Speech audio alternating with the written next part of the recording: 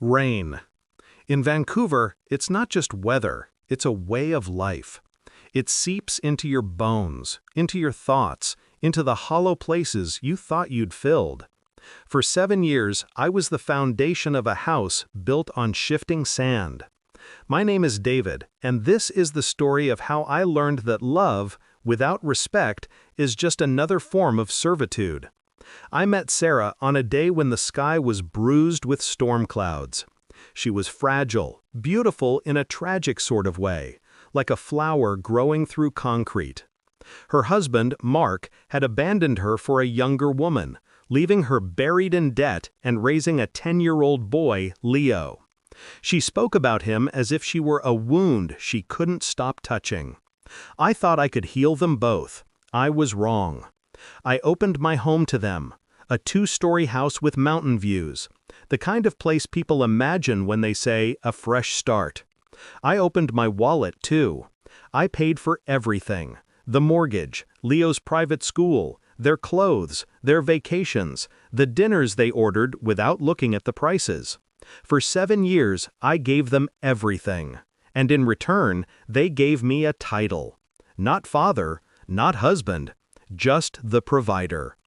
Sarah never said it outright, but I could feel it in every glance, every sigh, every dismissive smile. I wasn't her partner. I was the man who kept the lights on.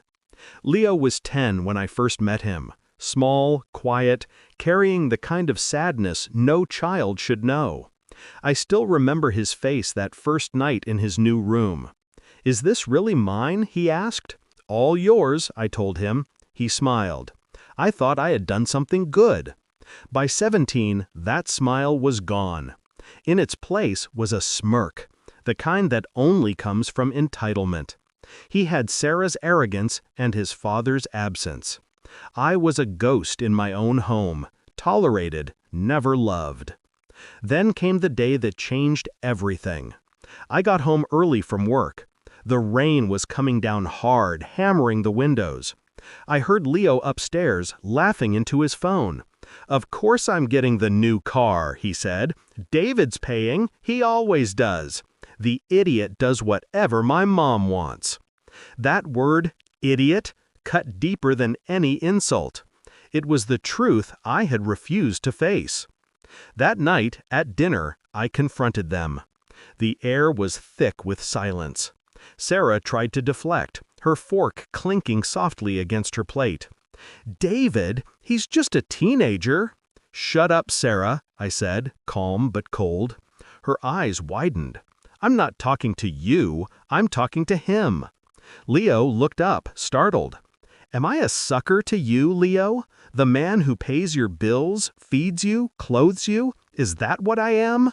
He shrugged, defiant. "You're not my dad."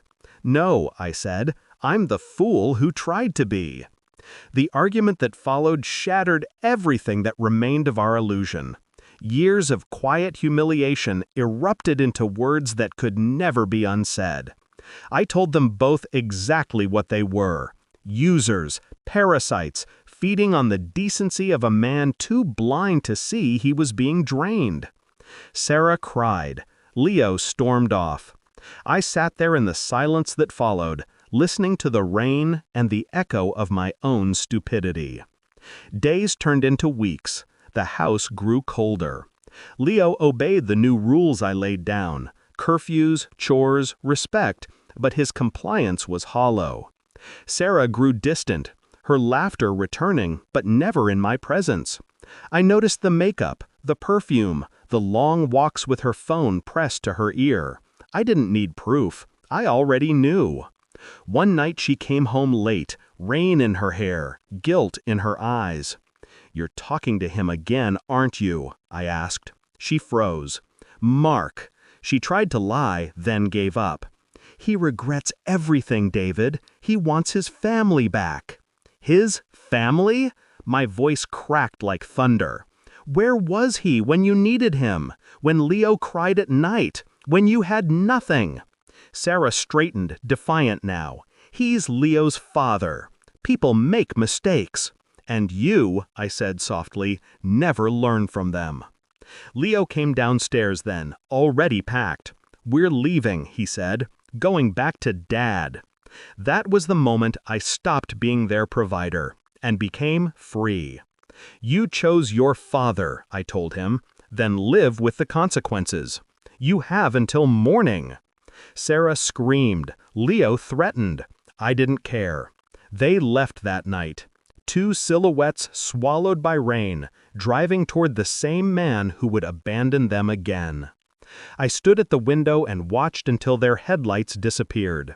Then I poured a drink and let the silence reclaim my house. The divorce was swift. Sarah tried to paint me as controlling, abusive even, but the evidence spoke louder. Her journal, the one she thought I'd never find, told the truth. Plans with Mark. Mockery of me. "This prison of gratitude," she'd written. A prison? That's what my love had been to her. When it was over, I sold the house. I moved downtown. Smaller place, smaller life. The nights were long, filled with the kind of loneliness that feels like drowning. But slowly, painfully, I rebuilt. Therapy helped. Work helped more. Eventually, I stopped asking why. Some people are born empty. You can't fill a void that doesn't want to be filled. And then, one day, I met Sophia. She was light after years of gray. A nurse, kind and grounded, with laughter that filled every empty space in me. She'd been hurt too. Her ex had left her during an illness. But she carried her pain like a lesson, not a weapon. We understood each other. Together, we built something real. A home, a partnership, a son, Noah, the miracle we never expected.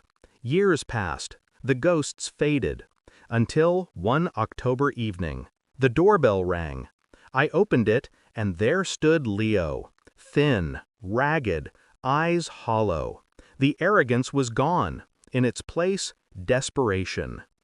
"David, please," he whispered. "I have nowhere to go. Mom's dead. Dad kicked me out." For a long moment, neither of us spoke. I saw the boy he used to be and the man he had become. "You think I'm still the provider?" I said quietly. "You think you can come back now that the world's done using you?" "No," he said through tears. "I've changed. I'm sorry." I believed his pain, but not his words. I turned, looking into my warm home, Sophia's laughter drifting from the living room, Noah's voice rising in delight. That was my family, my real one. I looked back at Leo. "No," I said. He stared, disbelief giving way to grief.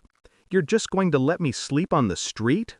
"You already did," I said, 7 years ago. I gave him a sandwich, some cash, the address of a shelter. Then I closed the door. I stood there for a long time, listening to his sobs fade into the night. When the sound was gone, so was the last weight on my heart. Sophia appeared beside me, her hand finding mine. "Are you okay?" she asked softly. "I am," I said, and meant it. That night, as Noah and I built a fort in the living room, I realized something. You can rebuild from ashes. You can forgive without forgetting. But some bridges, once burned, light the way forward. And I never looked back.